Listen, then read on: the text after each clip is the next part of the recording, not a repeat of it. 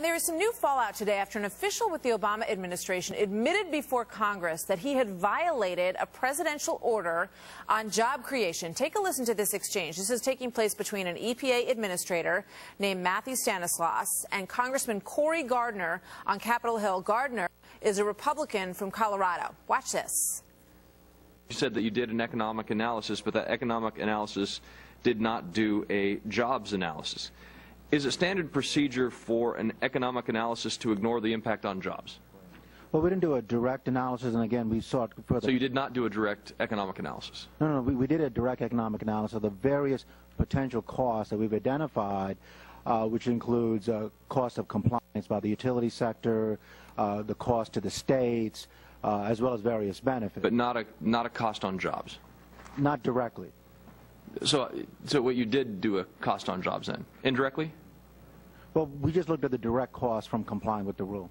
So you did or you did not do jobs? No. That was a little awkward, huh? All right, Lou Dobbs joins me now, Fox Business Network and syndicated radio host. You know, we all know what the elephant in the room is there. I mean, if you're going to impose new regulations on companies and it costs them more, they're not going to hire any more people. And we're seeing that in many states across the country, Martha. And Congressman Gardner's got a great sense of humor to put up with an official and an assistant administrator of EPA talking out of both sides of his mouth and tripping while doing it. It's stunning. I mean, it goes back to this presidential order, which basically said that all agencies, including the EPA, they must consider the impact on jobs because jobs is supposed to be the center of everything that this administration is focusing on right now. That's their headline. But when it comes right down to it, you know, they're talking about implementing regulations. This is in the coal ash industry, but it could be in a million other places as well, where they're not taking into consideration what the impact would be.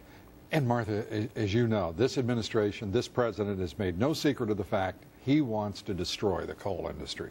No matter the rest of the follow-on, the passive-aggressive nonsense and policy, this is an administration that's declared war on coal.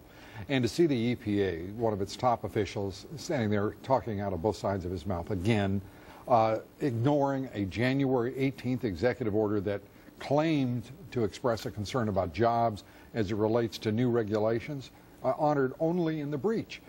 This is a pattern within this administration, and it's an unfortunate one, whether it is in the Interior Department, whether it's EPA.